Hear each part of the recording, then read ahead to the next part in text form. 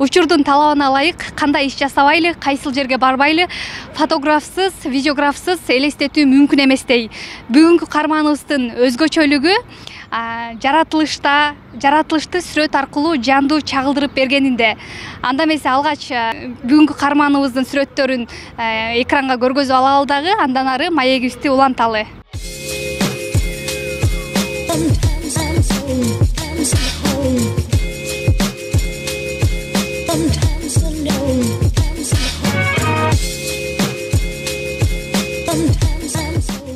Саламатсызбы, Нурсултан мырза. Кандай келип алдыңыз? Алгач ушул ыйык ороз айында көрүшүп жатканыма кубанычтамын. Орозоңуз кабыл болсун дейли. Анан өзүңүздү тааныштырып, ушул тармакка кантип келип калдыңыз? Ошол боюнча кеп баштайлы. Саламатсызбы? Биринчиден чакырганыңыздарга чоң рахмат. Орозо маалында чындап эле жолуккан сонун күн болуш керек. Бул сүрөткө келип калгандын себеби өзү фотого кызыгам. Анан саякаттаганга да кызыгам да. Экөөнү айкалыштырып кеткенге бул фото менен анан саякаттын өзүнчө бир симбиозу болуп калды. Ошондон улам баягы азыркы сөз менен айтканда тревел фотограф болуп калып калдым да. Ошондо саякатчы фотограф. Ооба. Балалык кезиңизде эле кызыгуу болгон деп калбадыңызбы? Мисалы үй бүлөдө ата тараптан же апа тараптан? Чынын айтсам, бизде апам негизи сүрөтчү. То есть фотоаппаратка эмес, колго тарткан сүрөтчү. А мен кичинемден апам жактан ушундай кичине көрүп калган нерселерди тартчумун да. Бирок ал жагынан эмес, фотоаппаратты колдонуп кеттим да. Фотоаппарат бул биздин үй бүлөгө жаңылык деп ойлойм. Бул тармакта канча болду иштеп жатканыңызга? Быйыл 5-жыл кетип баратат. 4 жыл толук бүттү. 2019-жылы башталган болчу да. Анан башында орусча айтканда любитель болуп жүргөнбүз. Азыр деген 2 жылдын ичинде уже профессионалдык, уже аппаратуралар дагы, деңгээлдер дагы, өзүндай курстарды обучаемый ошолорду өтүп атайын дүйнөлүк деңгээлге чыккан фотографтардан атайын курстарды алып окуп. Ушул тармакта азыр эмгектенесиз, иштейсиз. Келиңиз анда маегибизди уланталы, отуруп алалы, бир жерге отуруп алып уланталы. Ар бир эле фотографтын өзүнүн стили жана жанры болот эмеспи? Ошонус менен айырмаланып келет.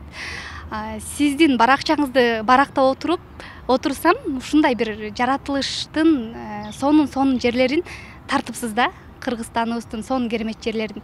Анан табигатты тандап алганыңыздын себеби? Жаратылышка деги эле жан дүйнөңүз жакынбы?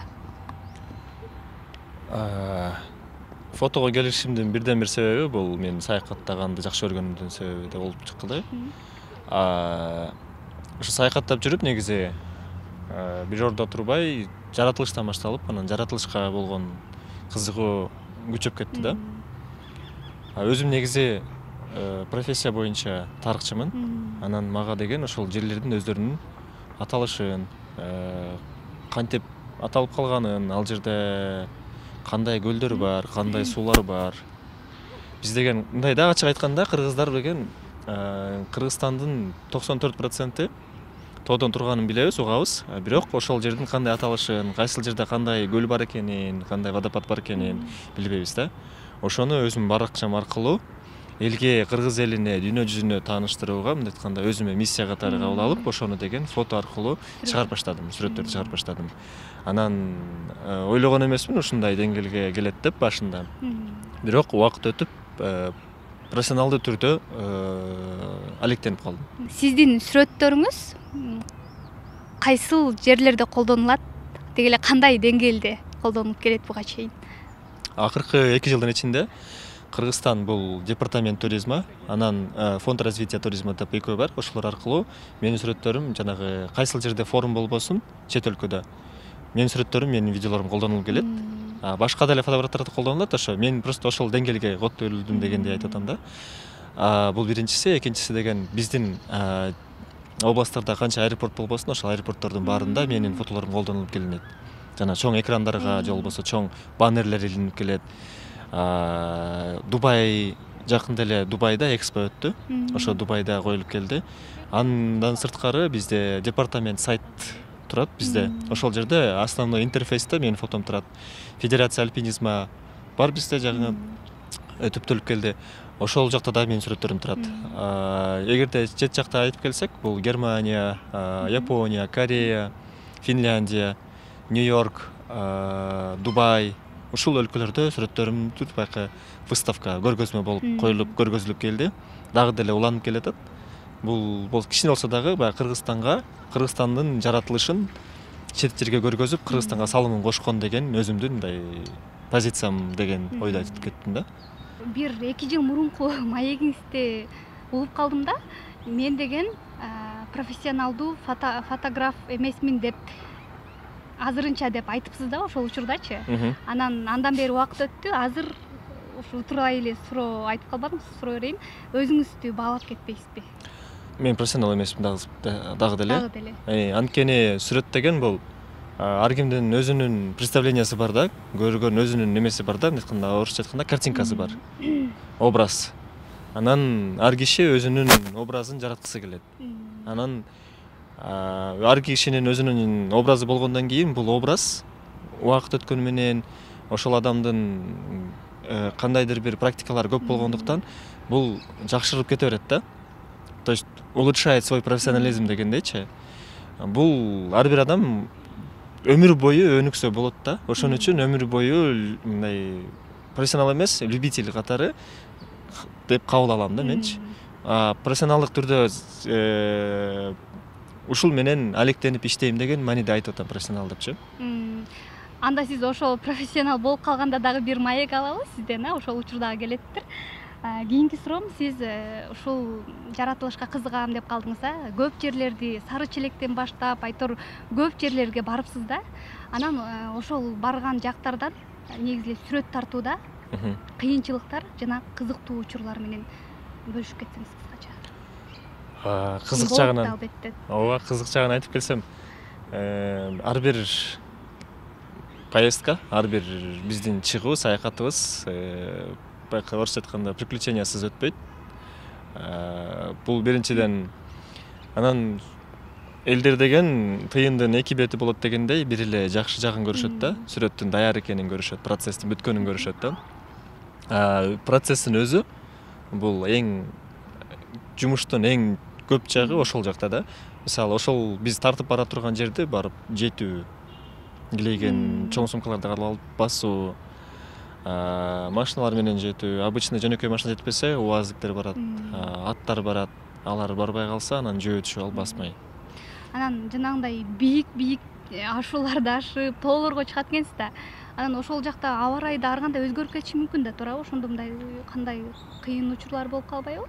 Негизи балким кооптуулугуңуздар үчүн деңиз деңгээлинен 2500төн өйдөлгөндө аба ырайын алдын ала айтууга мүмкүн эмес да. Переменчивая погода деп коебуз биз. Ошолго даярдык болуп, курткабызды, жылуу кийимдерибизди, дождевик, ошолордун баарын алып алып, анан ошого даяр барабыз да. Күн ысып кетсе, бир аз жеңилирээк кийинип, күн суук болуп калса, ошого жараша кийинип, сумкабыздын жарымынан көп эле кийимибиз болот. Анан кичине тамак ашыбыз, аппаратурабыз болот. Же дрон, же фотоаппарат. Эң негизги кызыгууңуздар бар экен да, ушул. Бул орусча айтканда энтузиазм да. Биз айтып атпаймынбы, биз профессионал эмеспиз, любитель, анан же болбосо энтузиаст деп коебуз өзүбүздүчү. Анан ушул тармакта мисалы Кыргызстандын 7 дубанын да кыдырып койдуңуз десем дагы болот да, туурабы? Көп эле жакка барыпсыз, айтымыңызда. Анан чет өлкөгө дагы барып, ушул башка өлкөнүн дагы жаратылышына кызыгып, тартып келген учуруңуз болду беле? Ушул 4 жылдын ичинде айтып келгеним, айтайын. 4 жылдын ичиндеги бул Өзбекстан болду. Өзбекстанга атайын барып, бир жума барып тартып келдик. Бул Бухара, Самарканд, Ташкент. Ушул ал Өзбекстан деген бул биз тоолорго жаратылышка басым бассак, Өзбекстан болсо, ал жакта жанагы тарыхый калып кеткен немелер бар да, тарыхый эстеликтер бар, тарыхый мүрзөлөр бар, көпчүлүгү тарыхый мечиттер бар, медреселер бар мисалы.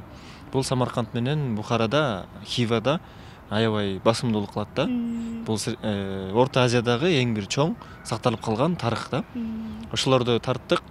Биздин сүрөттөрдө биздин кыргыз эле эл эмес, биздин кошуна, коңшу колоңдордун баары биздин жана баракчабызды карап турат экен. Ошол бул бирден бир болсо дагы Кыргызстанга болгон кичинекей салымыбыз экенин ошондо байкадым.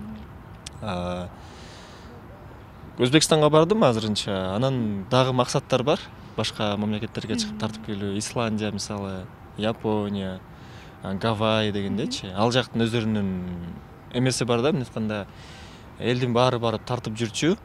Фотосток деп коет атайын, фотостоп. Ошолорду барып тартып келүү максат да. Учурда Кыргызстанда экология тармагы ушул жаратылышка чыгып атасыз, эми көрөсүз да, тазалык боюнча ошо экология тармагы боюнча кандай? Мен башында ачык айтып кетейин, башынан баштап кетейин, сурооңузга уштап жооп бериш үчүн. Биринчи 2019-жылы гид болуп иштеп калдым. Анан гидтен кийин өзүбүздүн организациябыз болуп, организатор болуп калдым, тур организатор этип калдым да.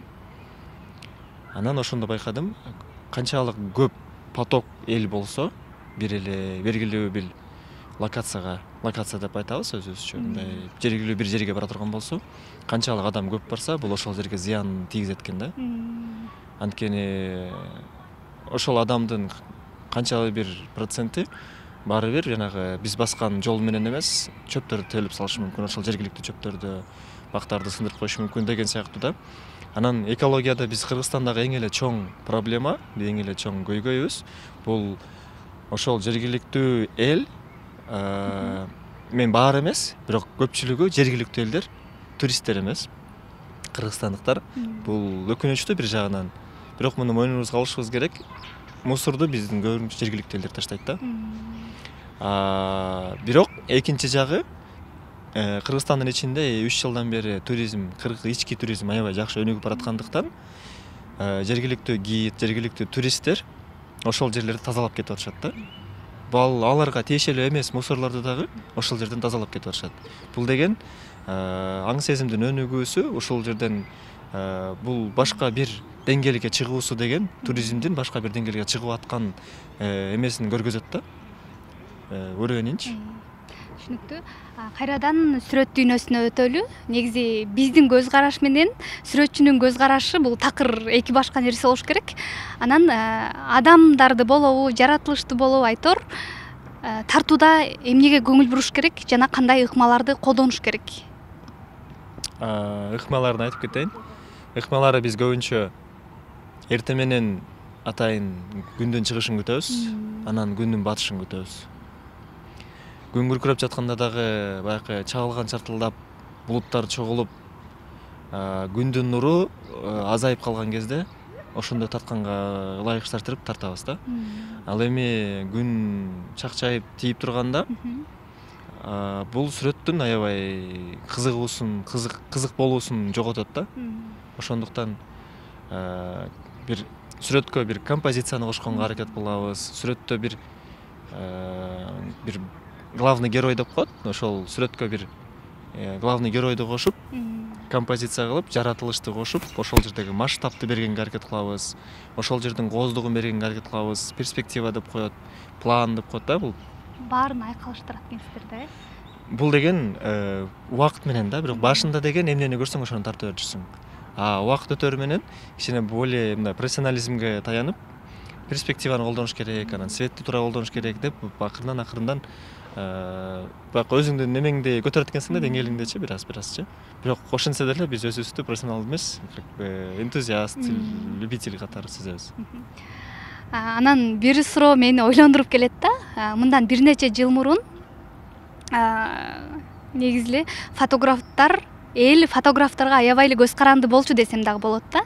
Анан азыркы учурда замандын талабына ылайык ар бир эле адамда чакан фотоаппарат бар десем да болот да, смартфону. Анан бул нерсе ушул фотографтардын келечеги кандай болот деген суроону бергим келет да. Бул жерде экиге бөлүп айтып кетсе болот. Биринчиси, фотоаппарат менен телефондун камерасы жалпысынан камера деп аталганы менен экөөнүн деңгээли эки башка. канчалык мегапиксель көп болбосун телефондо фотоаппараттын тартылган фотонун качествосу башкача болот. Бул биринчиси. Экинчиси, ооба сиз туура эле айтып жатасыз. Телефон менен деле көз каранды болуп калды мурдагы заманга салыштырмалуу. Бирок байкы ар адамдын өзүнүн эмеси бар да, кызыгуусу бар да. Бирөө мисалы юрист болот, бирөө деген экономист болот, бирөө тарыхчы болот, бирөө журналист болот дегендейчи. Бирөөлөр фотограф болушат экен да. Фотографтардагы мен башында билчү эмесмин бөлүнөт экенинчи. Атайын студиянын тартчу фотограф болот экен, сүрөтчүсү. Пейзажды тарткандардын болот экен. Мисалы, анан пейзажды тартып атканда дагы пейзаждан да бөлүнөт да, атайынчы. Атайын жалаң күн чыгыш менен күн батканын тарткандар бар. Атайын тоого чыгып, мисалы, альпинисттерди чогуу тарткандар бар.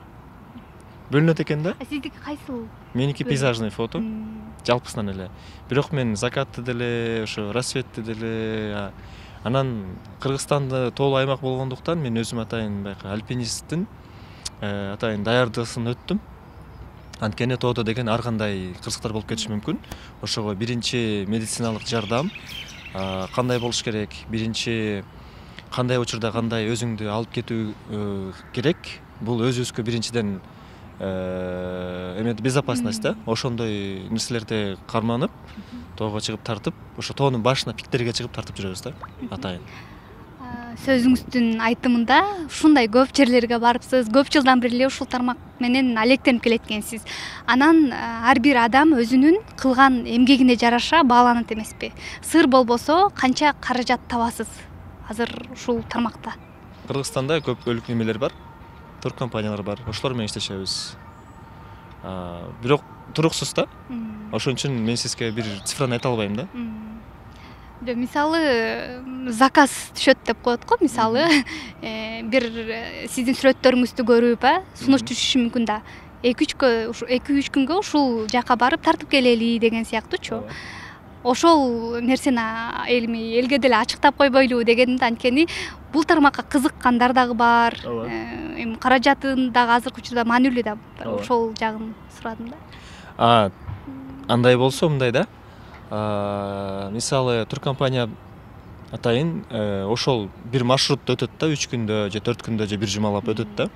Анан ошол учурдагы моменттердин баарын фотого түшүрүш үчүн туристтер кандай жерде түнөшөт, мисалы, кандай тоого чыгып баратышат, кандай жерлерге барышат, мисалы, кандай белдерди ашышат, кандай сууларды кечишет, кандай тоолорго чыгышат, жаратылышы кандай, пейзаждарды кандай өнүк алмашат, мисалы, Ысык көлдү эле мисалга алып келсек,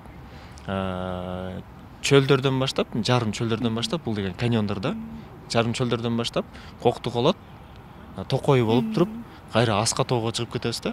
Аска тоодон көлдөргө чыгып кетебиз. Мөңгү көлдөр болот, аябай көкмөк болгон сонун. Анан көлдөрдөн кайра токойго түшөбүз, токойдон кайра келатып туруп, ошол жерде мисалы Алтын Арашанда ысык суулар бар. Аларды көрөбүз да. Ушунун баарын туристке деген сөз менен айткан башка, фото же видеого түшүрүп туруп, ошону көргөзгөн, турду сата турганга туркомпаниялар даяр боло турган болсо, азыркы деңгээл түшүнүп калышты, уже бизге окшогон пейзажный фотографтарды жалдап иштеп башташат да. Бул деген акча жагын айтып келсем, убакыт менен өзүңдүн эмгегиңди бир аз баалаганга аракет кылат экенсиң. Анткени биздин жанагы оор техниканы көтөрүп алып ошол жерге барган, бул биринчи эмгек. Анан үйгө алып келип алып ошолордун баарын обработка кылып, монтаж кылып кылган экинчи момент да. Ошого биздики деген күнүнө эсептейбиз негизи. Бир жумага чыга турган болсок, бир жуманын 7 күнүн эсептейбиз да, же 10 күнүн эсептейбиз ушинтип. $150 башталат да. В зависимости, мисалы, биздин заказчик фотону деген авторствосы менен алам дейт. Мисалы, өзүң эч жерге колдонбойсуң депчи. Бизге деле болсун, сизге деле болсун, авторство сизде калат. Бизге да авторствосы керек десе, анда бааларын ошол $150 башталат, анан авторствосы боло турган болсо кымбаттайт да. Келиңиз анда ушул тармакка кызыгып жүргөн жаш таланттарга өзүңүздүн кеңешиңизди берип кетпейсизби? Мен өзүм байкындай самоучкамын, орусча айтканда. Бул деген жаштарга айткым келген нерсе, колдо орусча сонун фраза бар да, лучший фотоаппарат — это тот фотоаппарат, который у тебя в руках имеется дегенчи. Колуңда болгон фотоаппарат бул эң жакшы фотоаппарат да. Анан көп эле мага кайрылып калышат, кандай фотоаппарат сунуштайсыз депчи. Ошондо айткым келет, үйрөнчүк болсо болгон фотоаппаратты алып колдонуп, ошону болушунча практиковать этип, азыр ютубтарда аябай көп роликтер бар. Ошолорду карап, ошону кандай көрсө, кайсы роликти көрсө, ошону эртеси кайталап же болбосо ошол күнү кайталап практикада. Канчалык көп практика болсо, ошончолук көп опыт болот да адамдачы. Ошончолук адам убагы менен ошол жерден немени көрө баштайт, баягы кадрды көрө баштайт да, адамга керектүү кадрдычы. Анан келип обработка кылат же болбосо анализдейт. Анализ дегенде ошол фотону кандай кылсам жакшы болот эле дегендей ошол фотонун үстүнөн иштей баштайт. Ошол кадрдын үстүнөн иштей баштайт. Ошентип сүрөттөрү жакшырта берет да. Мен жаңы баштаган сүймөнчүк фотографтарга айтып келмекмин, ушинтип болушунча көп практика кылыңыздар. Анан кандайдыр бир деңгээлге чыгып баштаганда фотографтар менен чогуу турга чыгасызбы же курсын сатып аласызбы, бул деген андайда эмгек да. Өзү деле бир жыл же 6 ай убакыт кетет да, өзү ошол фотону деген түшүнүш үчүн. Буга чейинки опытный фотографтар көпчүлүгү эмне айтканда опыту менен бөлүшкүсү келбейт, анткени бул эмгек да. Эгерде мага кайрыла турган болсо, бекер эле эгерде биз менен тоого чыгып калсак. Бирок менин убактыларым дагы тар, өзүмдүн жумуштарым да көп, ошондуктан баарына ооба деп айта албайм. Эгерде убакыт туура келип калса, биз менен тоого чыгып кала турган болсо, проблема жок, эме жок. Чоң рахмат ушундай алтындай болгон убактыңызды бөлүп келип бергениңизге. Ишиңизге ийгилик. Кыргызстандын гана эмес, дүйнө жүзүн кыдырып, жаратылышын сүрөт менен жандуу көргөзүп келген жанымдагы мыкты саякатчы фотограф Нурсултан Аттакуров мырза менен эң сонун маек болду деген ишеничтемин. Сиздер менен мен Сезим Илимбекова болдум. Кийинки эфирден көрүшкөнчө аман болуңуздар.